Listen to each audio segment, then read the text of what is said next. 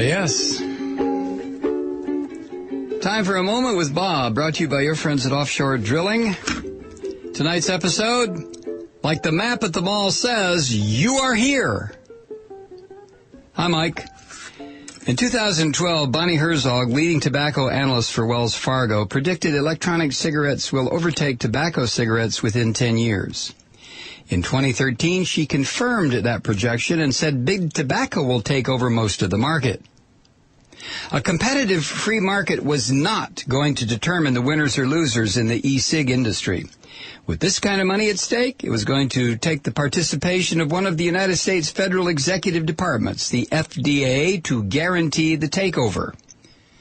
On April 24th, the FDA's long-awaited deeming regulations regarding electronic cigarettes were released. If these regulations go into effect as written, the number of legal e-cig manufacturers will go from about 1,000 to about 5. The 20,000 legal e-cig products will be cut to around 6. It will cost an e-cig manufacturer close to $10 million to file an application with the FDA for each e-cig product. Only Big Tobacco, which has already entered the e-cig market, can afford to jump through those hoops. There will always be e-cigs, just not the ones I use, just not the ones I buy from the vendors I like. In short, the FDA's 241 pages of provisions give the e-cigarette industry to Big Tobacco. It took 2.5 years for the FDA to come up with these regulations. The public comment period will last only 75 days. Soon there will be much activity by e-cig users, vendors, the Consumer Advocates for Smoke-Free Alternatives Association, and tobacco harm reduction experts to extend the comment period. There will be petitions to sign and letters sent to members of Congress.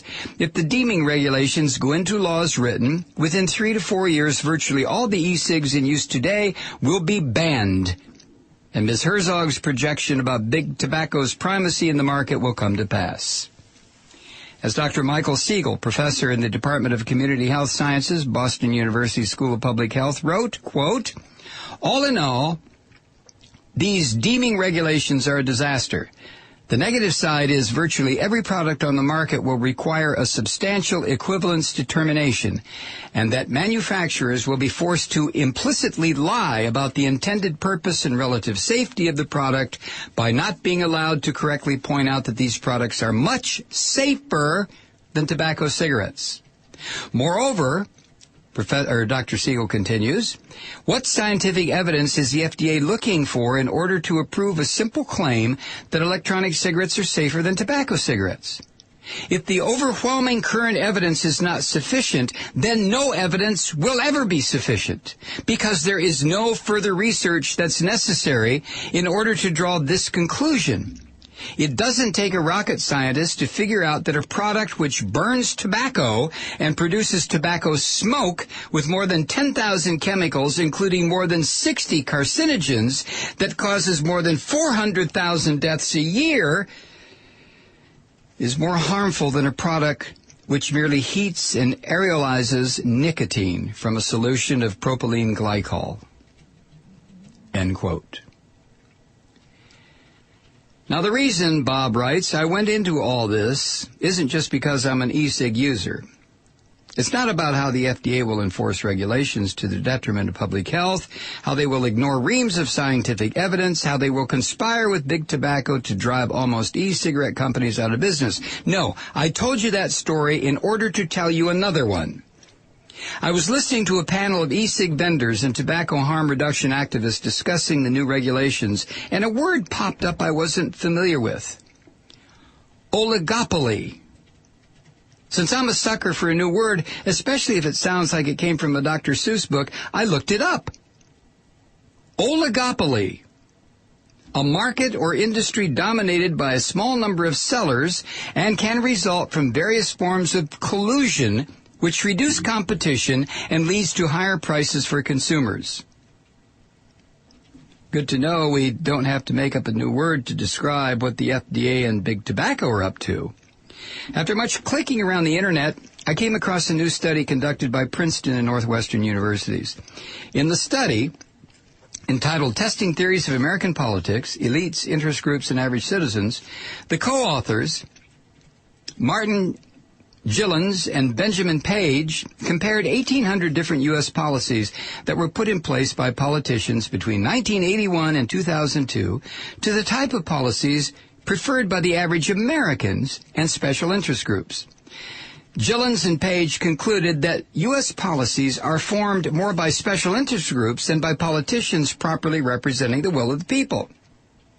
The report said, quote, "The central point that emerges from our research is that economic elites and organized groups representing business interests have substantial independent impacts on U.S. government policy, while mass-based interest groups and average citizens have little or no independent influence," end quote. The Washington Times headlined the story this way: "America is an oligarchy, not a democracy or republic, university study finds." Gilens and Page found it did not matter whether the majority party was Democrat or Republican. Both tend to ignore public opinion. I think we already knew that. But it's nice a couple of PhDs compiled the data so our conversations about current events have a more scholarly ring to them. In the last section of the study, the authors write this, quote, "In the United States, our findings indicate the majority does not rule, at least not in the causal sense of actually determining policy outcomes. When a majority of citizens disagrees with economic elites and or with organized interest, they lose. Moreover, because of a strong status quo bias built into the U.S. political system, even when fairly large majorities of Americans favor policy change, they generally do not get it."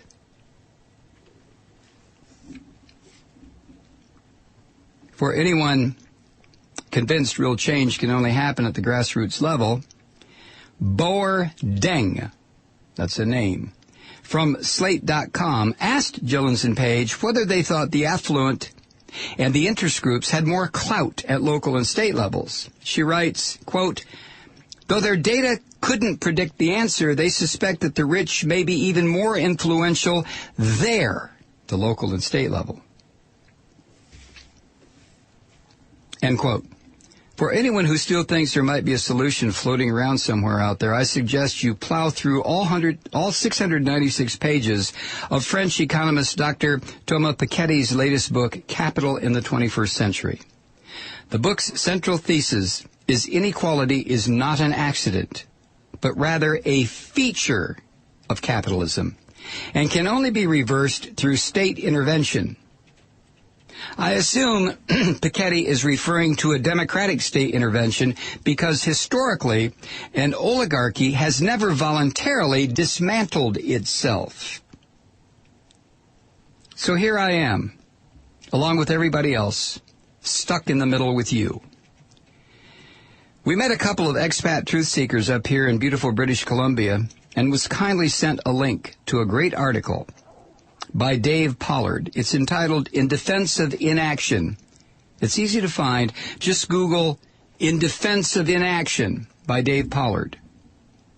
I'll put it up on my website, superbeans.com. Everybody should read it.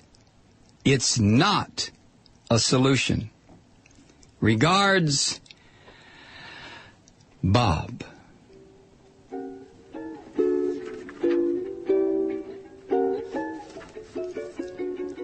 Another Moment with Bob, brought to you by your friends at Offshore Drilling.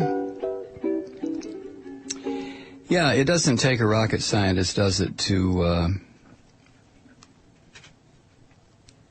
come to the conclusions that you and I and all of us averagers out here, you know, those of us who used to be members of a strong progressive base of professional people and working class and professional, young professionals and working people and managers and small business owners.